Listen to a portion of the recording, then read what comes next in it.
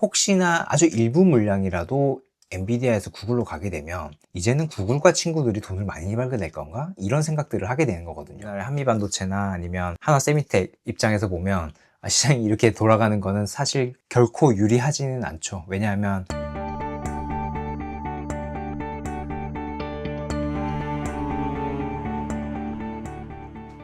안녕하세요. 한 주간의 테크 이슈를 정리해드리는 안석현의 테크나들이 11월 5번째 시간 시작하겠습니다. 오늘은 세 개 다 반도체 관련된 소식으로 준비를 했고요. 첫 번째 소식은 이번 주를 뜨겁게 달궜던 제미나이 3와 TPU 관련된 얘기 좀 하고 넘어가겠습니다. 이걸 도저히 안 하고 넘어갈 수는 없을 것 같더라고요. 그래서 최대한 우리나라 반도체 산업 실장에 맞춰서 좀 얘기를 해보겠습니다.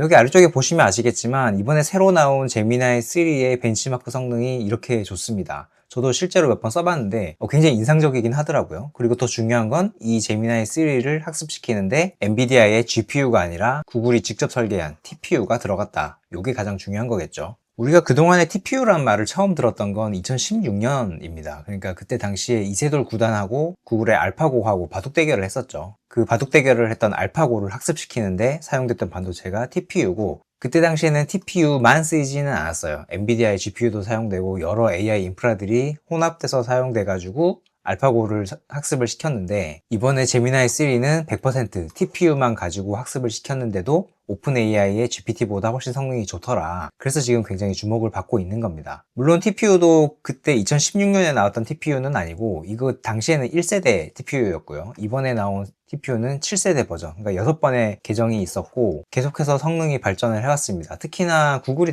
대단한 게 뭐냐면 이미 2세대부터 스케일 업과 스케일 아웃의 개념을 도입을 했다 그러더라고요. 엔비디아의 GPU도 그렇지만 요 AI 가속기를 하나만 놓고 쓰는 경우는 없죠. 여기에 TPU를 여러 개 연결해서 쓰고 또 이런 보드도 옆에다가 병렬로 여러 개를 놔가지고 마치 이게 하나의 슈퍼컴퓨터처럼 거대 언어 모델을 학습하는데 사용이 된다. 그러니까 엔비디아로 치면 뭐 NV 링크나 NV 스위치, 인피니트 밴드 이런 것들이 이미 2020년 이전에 구글은 다 도입을 했다는 얘기입니다. 이거 정말 좀 대단한 것 같아요.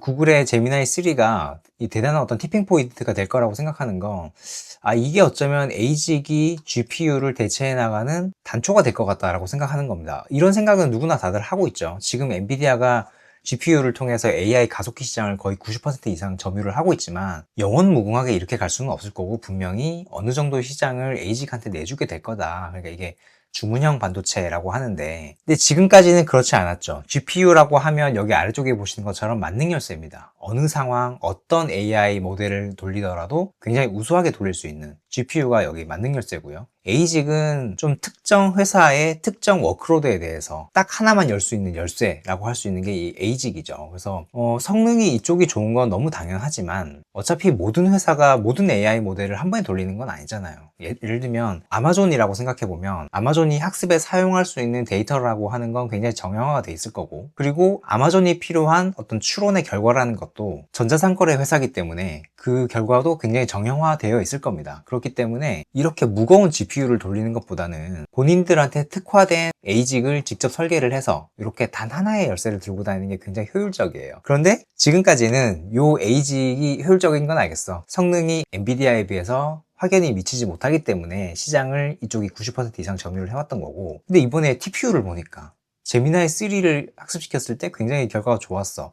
그러면 드디어 시장이 이쪽으로 이동을 하는 건가? 라고 생각을 하게 되는 거죠. 그리고 특히나 이번에 TPU를 가지고 나온 회사가 다른 회사도 아니고 구글이잖아요. 구글은 과거에 보시면 대단한 학습 효과들이 있습니다. 뭐냐면 웹 브라우저 시장에서, 그러니까 우리 요즘에 크롬 되게 많이 쓰죠. 이 크롬이 생각해 보시면 선발주자가 아니에요. 지금은 거의 대부분의 사람이 쓰고 있지만 우리 옛날에 쓰던 뭐 인터넷 익스플로러도 있었죠. 그리고 사파리도 있고 엣지도 있고 굉장히 많은 브라우저가 있음에도 불구하고 구글이 나중에 진입해서 이 시장을 평정을 해버렸죠. 이 왼쪽에 있는 모바일 OS 시장에서도 그걸 우리가 똑같이 목격을 했는데, 처음에 스마트폰이 나오고 이 시장의 절대 강자는 신비안이었습니다. 그러니까 노키아의 모바일 OS였죠. 이게 이 신비안이 절대 강자였으나 점점 빠지고, 그 시장을 지금 안드로이드가 다 차지해버린 거잖아요. 그러니까 사람들은 이런 학습 효과였어요. 아, 구글이 선발주자는 아니지만 나중에 들어와서 시장을 평정해버리더라. 그럼 혹시 이번에도 AI 가속기 시장에서 다 엔비디아의 파일을 다 가져가 버리는 건 아닐까, 이런 막연한 기대들을 하는 거거든요. 근데 지금까지 봤을 때는 사실 그렇게까지 갈 것 같지는 않습니다. 그러니까 구글의 TPU가 이 GPU를 다 먹는다기보다 일종의 보완제 역할을 하게 될 것 같고, 특히나 뭐 쿠다 때문에, 쿠다라고 하는 강력한 소프트웨어 생태계 때문에 구글의 TPU가 AI 가속기 시장에서 성장해 나가는데 어느 정도 이 캡이 존재할 거다라는 견해가 지금까지는 더 다수설입니다. 그런데 언제나 시장은 좀 내러티브를 만드는 걸 좋아하기 때문에 좀 약간 묘하게 분위기가 바뀌는 것 같죠. 왜냐하면 그동안의 AI 가속기 시장의 승자는 엔비디아와 친구들이었죠. 엔비디아가 당연히 승자고, 거기에 친구들이라고 하면 그걸 위탁 생산하는 TSMC, 그리고 거기에 HBM을 공급하는 SK 하이닉스,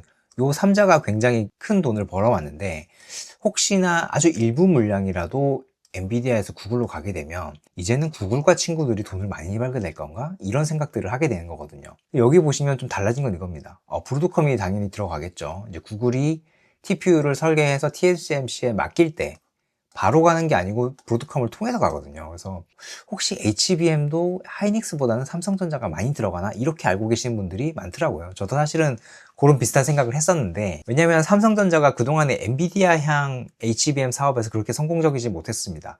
대신에 AMD에는 거의 100% 가까운 점유율을 가지고 있고, 그리고 에이직에서도 엔비디아 향보다는 좀 잘해봤더라라고 생각이 있거든요. 근데 결과적으로 보면 이렇습니다. 삼성전자가 메이저는 아니고요. 그러니까 올해 기준으로 구글향 HBM 출하는 여전히 하이닉스가 많고요. 삼성전자가 그 다음쯤 된다. 하이닉스가 보시면 여기 양이 한 2배쯤 됩니다. 점유율에서 한 2배쯤 되고, 그래도 삼성전자 입장에서는 엔비디아 향보다는 구글 향에서 훨씬 좀 성공적인 건 맞는 거죠. 그래서 우리나라 반도체 산업 전체로 보면 그게 뭐 크게 상관은 없을 것 같아요. 엔비디아가 이거를 90%를 먹건 구글이 뭐 거기서 10%나 20%를 가지고 오건 크게 상관은 없을 것 같은 게, 어차피 하이닉스 아니면 삼성전자다, 이게 크게 상관은 없죠. 다만 이제 투자 관점에서 보면, 우리 채널에도 많이 들어와 계시잖아요. 투자하시는 분들 관점에서 보면, 야, 그래서 혹시 SK 하이닉스의 물량이 삼성전자로 가는 거냐? 아니면은 여전히 SK 하이닉스가 득세를 하는 거냐? 이게 굉장히 중요하실 텐데, 아직까지는 하이닉스가 좀 우위에 있다, 이렇게 정리를 하시면 될 것 같습니다. 자, 다음은 애플 M 시리즈 칩을 인텔 파운드리가 위탁 생산한다는 소식입니다.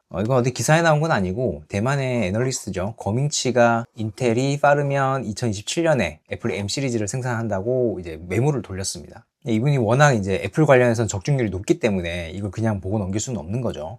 M 시리즈라고 하면 애플이 직접 생산하는 IT용 모바일 칩셋입니다. 그러니까 여기 오른쪽에 보시는 것처럼 맥북 에어, 맥북 프로, 그리고 뭐 아이패드 이렇게 들고 다니는 IT 기기들이 있죠. 거기에 들어가는 칩셋이고, 뭐 생긴 건 이렇게 생겼습니다. 근데 애플이 생산하는 반도체는 굉장히 많아요. 그러니까 애플이 직접 설계해서 TSMC를 통해서 생산하는 칩들이 굉장히 많은데, 그 중에 사실 제일 중요한 게 A칩이고요. A칩은 아이폰에 탑재가 되고, 뭐 1년에 2억대에서 2.5억대 요 사이가 생산이 됩니다. 요거 100% TSMC에서 지금 생산을 하고 있고, 이 M 시리즈도 지금은 TSMC에서 100% 생산하는데 그 중에 일부를 지금 인텔에 2027년부터 준다는 거잖아요.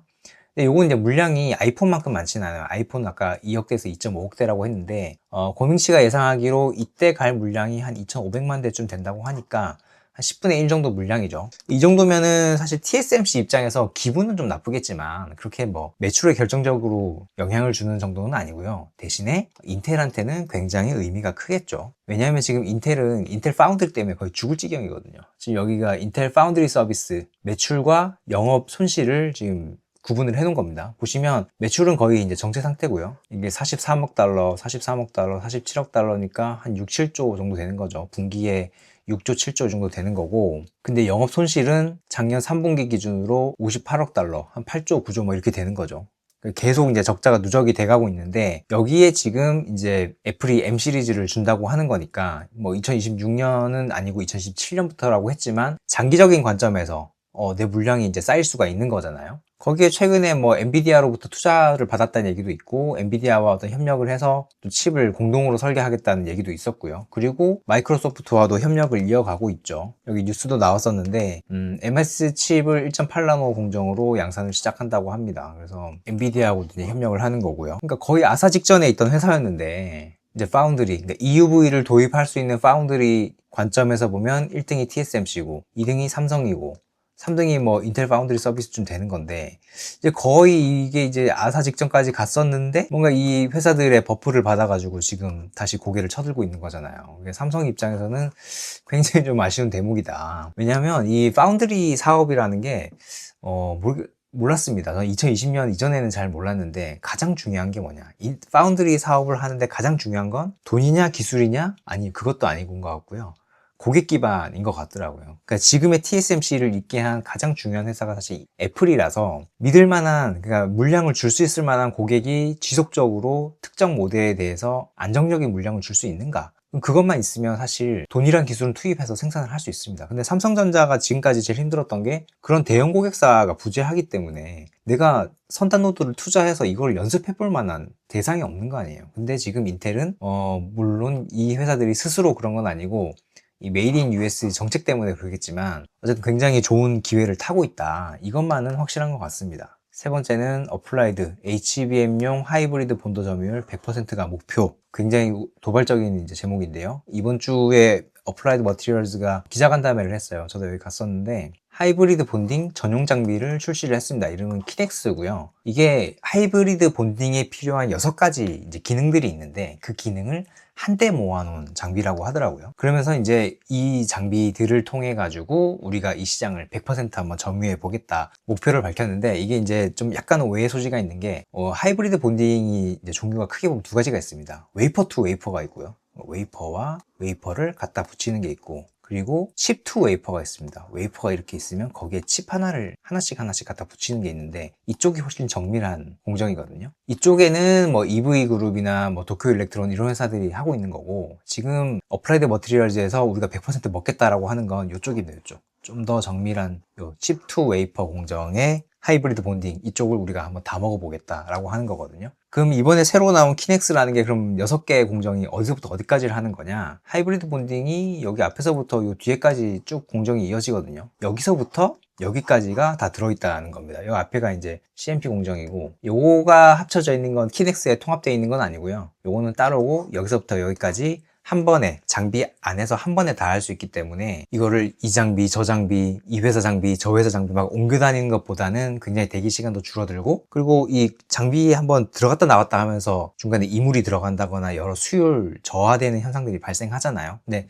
그런 것들이 없기 때문에 굉장히 공정도 빠르고 수율도 향상이 된다. 그리고 여러 장비들을 이제 따로따로 두는 것보다는 풋프린트라고 하죠. 그러니까 장비의 최적 자체가 굉장히 줄어든다고 합니다. 반도체 공장 하나 짓는데 거기 이제 클린룸 시설을 하면 그게 또 몇 조씩 들어가는데, 이왕이면 이 공간을 절감할수록 좋잖아요. 6가지 모듈을 한 번에 둠으로 해서 이 최적도 굉장히 줄어든다. 이 뭐 비용으로 보면 굉장히 메리트가 있겠죠. 근데 이 칩 투 웨이퍼 하이브리드 본딩이라는 게 아주 미래 기술이 아닙니다. 이미 양산에 많이 사용되고 있어요. 어디 쓰이고 있냐면, 지금 사용되는 건 이 로직 칩을 인터포저에 붙이는 요 공정에 사용이 되고 있습니다. 그러니까 이 로직 칩은 굉장히 IO가 많잖아요. 그러니까 인풋, 아웃풋, 데이터와 그리고 전력이 들락날락하는 그 길이 굉장히 많은데, 그거를 굉장히 미세하게 이 인터포저와 붙여주기 위해서 하이브리드 본딩을 지금 사용을 합니다. 결국에는 한 개 한 개 붙여주는 거잖아요. 그러니까 칩 하나와 인터포저 하나를 붙이는 거기 때문에 지금 이게 가능한데, 결국 어플라이드 머티리얼즈가 보고 있는 시장이 어딘 거냐면 요 HBM입니다. HBM.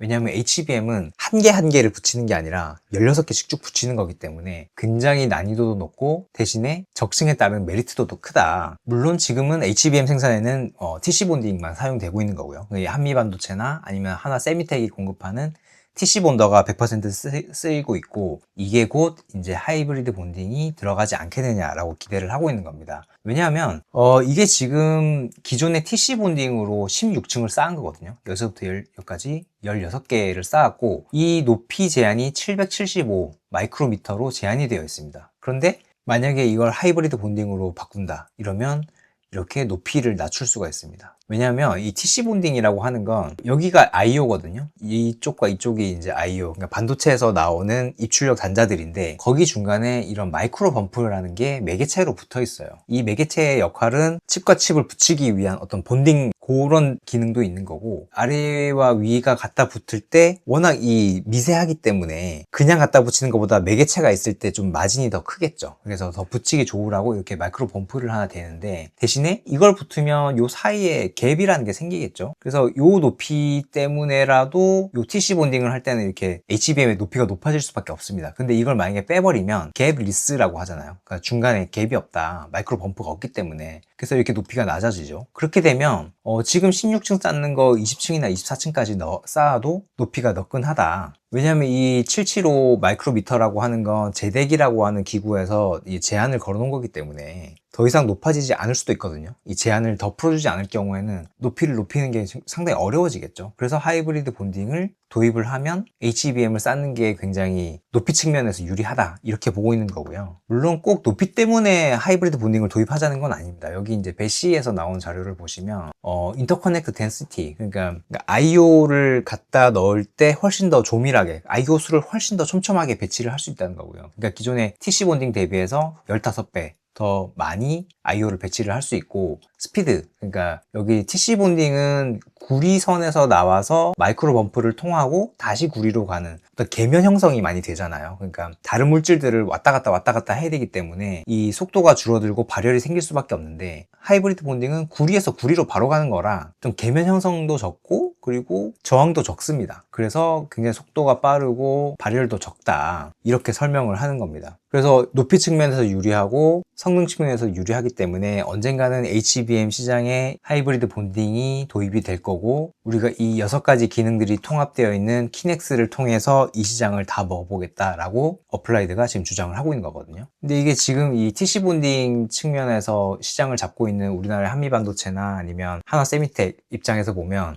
시장이 이렇게 돌아가는 거는 사실 결코 유리하지는 않죠. 왜냐하면 어플라이드는 이제 배시라고 하는 본딩 회사하고 이미 이쪽 시장에서 계속 플레이를 해왔고, 지금 이런 통합되어 있는 장비들도 개발을 이미 해가지고 공급을 하고 있기 때문에 굉장히 앞서 나가고 있는 게 사실이에요. 그래서 아마 국내 기업들이 대응하기가 만만치가 않을 수도 있습니다. 그래서 혹시 참고하시라고 제가 이 소식을 좀 가져왔고요. 물론 일각에서는 하이브리드 본딩이 결국 HBM 시장까지는 들이치지 못할 거라고 보시는 분들도 있습니다. 왜냐하면 기존의 하이브리드 본딩은 이제 인터포저 하나에 칩 하나 올리는 거, 아니면 거기에 하나 정도 더 올리는 거, 이 정도 적층하는 거는 가능하다. 칩수가 얼마 안 되기 때문에 수율이 굉장히 낮다고 해도 한 2-3개 올리는 건 가능하겠지, 이렇게 보시지만 낮은 수율로 16개 올리거나 20개 올리려고 그러면 이거는 남는 게 하나도 없을 거 아니에요. 그래서 아마 이거 안 될 거다라고 하시는 분들이 꽤 많습니다. 그래서 뭐 높게 쌓는 게 안 돼서 칩 사이즈, 그러니까 HBM에 사용하는 다이의 크기를 오히려 키우는 게 더 나을 거다, 이렇게 보시는 분들도 있더라고요. 사실 저는 그 분야는 잘 모르겠습니다, 아직. 그래서 국내 벤더사 입장에서 보면 좋은 거죠. 만약에 이게 안 된다라고 하면 계속 TC 본딩으로 가야 될 거니까 뭐 한미나 하나 입장에서는 좋긴 할 겁니다. 그런데 이게 또 그동안의 반도체 산업을 보면 고객이 원하면 기술적인 문제는 또 어떻게 또 해결이 되더라고요. 그래서 이 높이뿐만 아니라 이 속도와 열배출 측면에서 하이브리드 본딩이 주는 어떤 이점이 굉장히 크기 때문에 좀 불안하긴 하죠. 진짜로 만약에 시장이 이렇게 돌아버리면 어떡하나. 여러분들 좀 참고하시라고 좀 가지고 와봤습니다. 자, 오늘 준비한 소식은 여기까지고요. 저는 다음 주에 더 유익한 소식으로 찾아뵙겠습니다. 감사합니다.